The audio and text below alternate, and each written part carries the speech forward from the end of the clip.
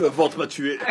Le 12 janvier 2010, Haïti a subi un tremblement de terre qui a fait des centaines de milliers de morts et plus d'1,5 million de sans-abri. Et au final, qu'est-ce qu'ils ont eu? Un remake de We Are the World et quelques maisons construites, mais aussi rapidement qu'une maison bled. Aujourd'hui, on va voir ensemble comment ce qui aurait dû être la plus grande opération de reconstruction de la perle des Antilles s'est finalement terminé en une escroquerie et en un scandale international. Et évidemment, tout ça après générique.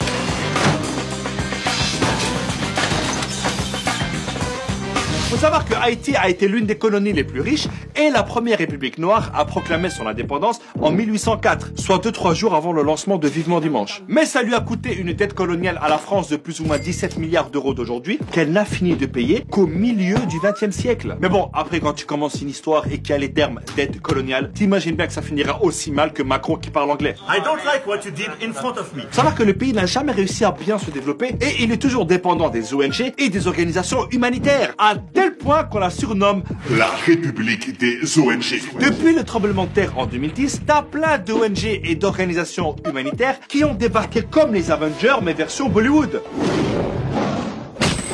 Parce que t'en as plein qui ont fait des trucs sans logique, sans coordination et énormément d'argent a disparu. Et croyez-moi, c'était pas la faute de Carlos Ghosn. Eh, c'est notre territoire ici, tu vois bien qu'on est en train de distribuer de la nourriture. Ouais, ben nous on a des camions avec des couvertures. J'ai faim, j'ai froid. La ferme! Tu vois pas qu'on est en train de te sauver la vie là? C'est un truc de fou! La politesse! Bon, qui a faim? Qui a froid? Le gros problème aussi, c'est que t'as des humanitaires qui se sont crus tout permis. Les gars, on n'est pas à la police ici, hein. Il y a des règles. Par exemple, Oxfam avait des employés qui ont organisé des orgies avec des prostituées. C'est quand même triste pour une ONG reconnue pour son excellent travail. T'as aussi les casques bleus de l'ONU, censés protéger la population après le tremblement. Ben les mecs, ils ont apporté le choléra avec eux. Ça a fait plus de 10 000 morts et 800 000 malades. Et encore, il a fallu du temps pour que l'ONU reconnaisse son erreur. Et puis t'as des gentils ONG qui ont distribué de la nourriture sans penser aux agriculteurs locaux. Comment tu veux que le paysan vend ses légumes quand en face t'as un mec qui vend tout gratuit? Mais la médaille d'or du grand n'importe quoi revient à la Croix-Rouge américaine. Elle a recueilli 488 millions de dons jusqu'en 2015. Et elle a été accusée de n'avoir construit que 6 maisons. Les gars, Haïti, c'est un pays. C'est pas un Monopoly. T'as aussi l'agence américaine d'aide au développement qui a débloqué 2,5 milliards de dollars d'aide. Et bien sur tout ça, il n'y a que 2,6% qui a été versé directement aux entreprises ou associations haïtiennes. Le reste... Donc sous le coup de l'émotion, tout le monde s'est précipité, mais ça a été mal géré. Résultat, Haïti est devenu une espèce de centre d'entraînement pour des humanitaires qui ne connaissent ni le contexte, ni même le pays. Tu savais qu'ils parlaient français ici? Bah ouais. Je pensais qu'en Afrique, on parlait l'africain, moi. Mais on n'est pas en Afrique, on est à Tahiti. Ah, mais toi, t'es vraiment nul en géographie. Hein.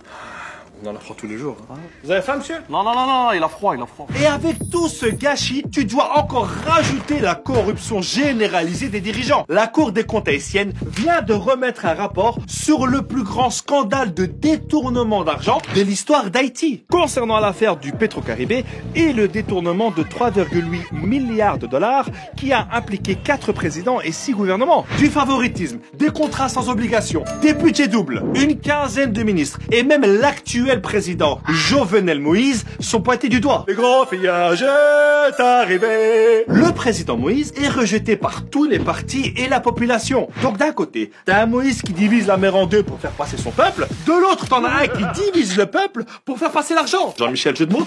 Le mec, il gouverne par décret et il est protégé par des centaines de militaires et de mercenaires recrutés par la firme américaine Blackwater. Ça veut dire au noir en français. Ouais, c'est toujours plus stylé en anglais. 10 ans après le tremblement de terre et l'intervention internationale, le pays s'est encore plus appauvri et la criminalité a explosé. Le peuple haïtien proteste depuis 2 ans contre l'injustice et la classe politique corrompue. Ah, là-bas, c'est pas des gilets jaunes qui doivent être distribués, hein, mais des gilets pare-balles. Avant le séisme, Haïti était classé 149e sur 182 selon l'indice de développement humain. Aujourd'hui, malgré toute cette aide humanitaire, le pays est classé 168e. Et il y a toujours des problèmes d'insécurité, de maladies et il manque de tout. Je pense pour sortir de ça, il faudrait une vraie enquête. Et quand je te parle d'enquête, je te parle pas d'un sondage fait par des ONG à la sortie d'un métro, mais d'un vrai bail à l'échelle internationale pour savoir qui sont les responsables de ce pillage. Je pense que la France devrait aussi revoir son histoire et rembourser sa dette d'indépendance à Haïti. Ce qui, je pense, lui permettrait de s'en sortir un peu mieux. Notre présence ici n'a pas laissé que de bons souvenirs. Nous, on est avec le peuple. Ils sont debout comme ils l'ont fait à l'époque pour gagner leur indépendance. Et évidemment, n'oubliez pas de partager cette vidéo pour sensibiliser un maximum de monde. Et comme dirait mon proverbe, celui qui partage la vidéo